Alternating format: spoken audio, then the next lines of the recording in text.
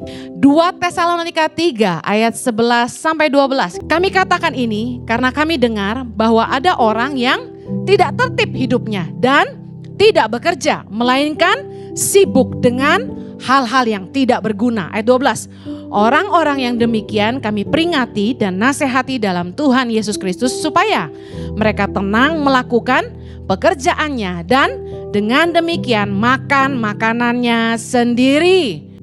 Pengkhotbah 5 ayat 18. Setiap orang yang dikaruniai Allah kekayaan dan harta benda dan kuasa untuk menikmatinya, untuk menerima bagiannya dan untuk bersuka cita dalam jerih payahnya, juga itu pun karunia Allah.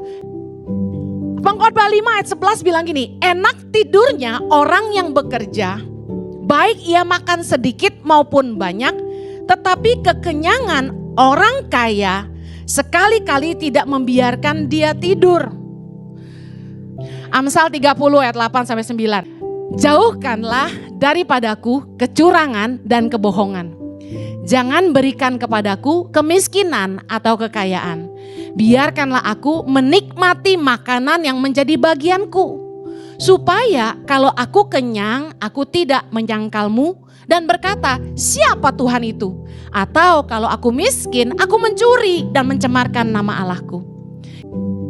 1 Timotius 6 ayat 9 sampai 10. Tetapi mereka yang ingin kaya terjatuh ke dalam pencobaan, ke dalam jerat, dan ke dalam berbagai-bagai nafsu yang hampa dan yang mencelakakan, yang menenggelamkan manusia ke dalam keruntuhan dan kebinasaan. Ayat 10. Karena akar segala kejahatan ialah cinta uang.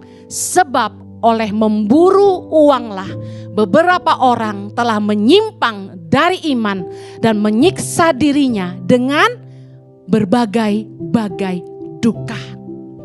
Yakobus 1 ayat 14. Tetapi tiap-tiap orang dicobai oleh keinginannya sendiri, karena ia diseret dan dipikat olehnya. Dan apabila keinginan itu telah dibuahi, ia melahirkan dosa. Dan apabila dosa itu sudah matang, ia melahirkan maut.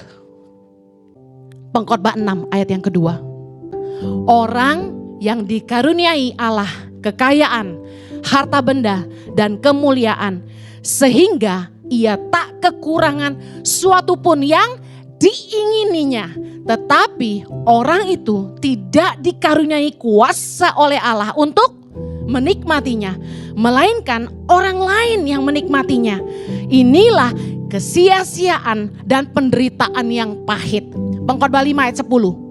Dengan bertambahnya harta, bertambah pula orang-orang yang menghabiskannya.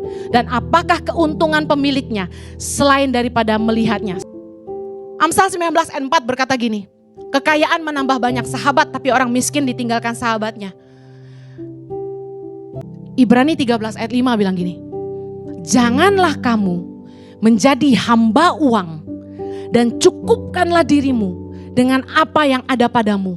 Karena Allah telah berfirman, aku sekali-kali tidak akan membiarkan engkau dan aku sekali-kali tidak akan meninggalkan engkau. Yang percaya katakan amin. Bapa di surga, tolong anak-anakmu Tuhan. Hamba-Mu mohonkan anugerah-Mu dalam hidup setiap mereka. Bukan hanya berkat yang Tuhan berikan, tapi karunia untuk menikmati berkat Tuhan. Sukacita dalam setiap jerih payah. Dan kemampuan untuk berkata cukup bagi diri sendiri. Sehingga mereka bisa limpah buat orang lain. Hamba-Mu berdoa Tuhan, biarlah hidup umat-Mu berkualitas. Mereka pakai hidup mereka bukan hanya untuk membangun kerajaan di dunia. Tapi mereka bangun apa yang paling penting dalam hidup ini. Yaitu kekekalan dan apa yang Tuhan percayakan dalam hidup mereka. Dalam nama Yesus Tuhan. Haleluya. Amen.